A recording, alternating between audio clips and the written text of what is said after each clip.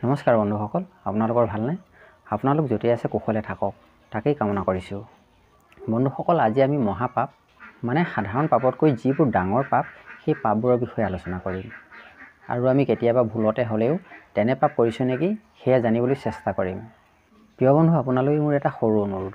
আপুনি যদি চেনেলটোলৈ নতুনকৈ আহিছে তেনেহ'লে চেনেলটো ছাবস্ক্ৰাইব কৰি এই সৰু চেনেলটো আগুৱাই যোৱাত সহায় কৰি দিব। বন্ধুসকল, পৃথিৱীত যিমানবোৰ মহাপাপ আছে তাৰ ভিতৰত কেইটামান মহাপাপ ধৰ্মশাস্ত্ৰই উল্লেখ কৰিছে।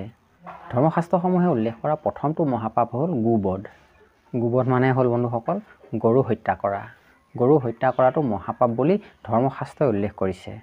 দ্বিতীয় মহাপাপটো হ'ল তিৰিবধ। মহিলাক হত্যা কৰাটো ধৰ্মশাস্ত্ৰই এক মহাপাপ বুলি উল্লেখ কৰিছে। আৰু তৃতীয় মহাপাপটো হ'ল ব্ৰাহ্মণবধ। ব্ৰাহ্মণবধ মানে বন্ধুসকল যিসকল লোকে ব্ৰহ্ম মানে ভগৱানক ভালকৈ জানে, ভগৱানক সেৱা পূজা কৰে, ভগৱানৰ বিষয়ে মানুহক বুজাব পাৰে, সেইসকল লোককে ব্ৰাহ্মণ বুলি কোৱা হয়। আৰু সেইসকল লোকক হত্যা কৰিলে ব্ৰাহ্মণ হত্যা কৰা হয়। আৰু সেই ভগৱানক সেৱা পূজা কৰা ব্ৰাহ্মণসকলক হত্যা কৰিলে মহাপাপত লিপ্ত হয় বুলি ধৰ্মশাস্ত্ৰই উল্লেখ কৰিছে। চতুৰ্থ মহাপাপটো হ'ল বন্ধুসকল সুবৰ্ণহৰণ। সোণ চুৰ কৰাটো মহাপাপ বুলি গণ্য কৰা হয়। পঞ্চম মহাপাপটো হ'ল বন্ধুসকল অগম্য গমন। যিবোৰ ঠাইলৈ মানুহ যোৱাটো অনুচিত তেনে ঠাইলৈ গ'লে অগম্য গমন কৰা হ'ব আৰু মহাপাপত লিপ্ত হ'ব লাগিব। ষষ্ঠ মহাপাপটো হ'ল মিত্ৰ দুৰাচৰণ। যি আপোনাৰ হিত চিন্তা কৰে, আপোনাৰ ভাল হোৱাটো বিচাৰে, যি আপোনাৰ প্ৰিয় বন্ধু, তেনে লোকৰ প্ৰতি যদি বেয়া ভাৱ লয় তেনেহ'লে সেয়া মহাপাপ কৰা হয়। আৰু বন্ধুসকল সপ্তম মহাপাপটো হ'ল সুৰাপান। বন্ধুসকল মদ খোৱাটো ধৰ্মশাস্ত্ৰই মহাপাপ বুলি উল্লেখ কৰিছে। গতিকে মদ খালে মহাপাপত লিপ্ত হ'ব লাগিব।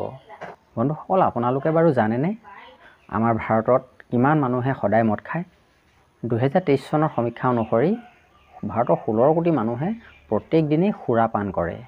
আৰু আমাৰ অসমত আপুনি জানিলে আচৰিত হ'ব, 2019 বৰ্ষৰ সমীক্ষা অনুসৰি আমাৰ অসমত 28 লাখ মানুহে সদায় সুৰাপান কৰে। এই 28 লাখ মানুহৰ ভিতৰত 24 লাখ পুৰুষ আৰু 4 লাখ মহিলা। সুৰাপান কৰাটো যদি মহাপাপ তেনেহ'লে আমাৰ অসমত 28 লাখ মানুহে প্ৰত্যেক দিনেই এই মহাপাপটো কৰি আহিছে। সুৰাপান কৰা ব্যক্তিসকলক চাবচোন, তেওঁলোকৰ মুখত কোনোদিন ভাল কথা শুনিবলৈ নাপায়। তেওঁলোকৰ মুখত দম্ভ, অহংকাৰ, নিষ্ঠুৰ বাক্যহে শুনিবলৈ পোৱা যায়। মদ খোৱা মানুহৰ পৰাই সমাজত বেয়া কাম, বেয়া পৰিৱেশ সৃষ্টি হয়। আৰু সুৰাৰ কাৰণেই সমাজত হত্যা, হিংসা, লুণ্ঠন, ধৰ্ষণ আদি বেয়া কামবোৰ সংঘটিত হৈ থাকে। সেয়ে সুৰাপান কৰাটো ধৰ্মশাস্ত্ৰই এক মহাপাপ বুলি গণ্য কৰিছে। বন্ধুসকল, ভিডিঅ'টো কেনে পালে এটা কমেণ্ট কৰি জনাবলৈ নাপাহৰিব। আৰু যদি ভিডিঅ'টো ভাল পালে তেনেহ'লে ভিডিঅ'টোত এটা লাইক কৰাৰ লগতে আপোনাৰ ফ্ৰেণ্ডলৈ ভিডিঅ'টো শ্বেয়াৰ কৰি দিব।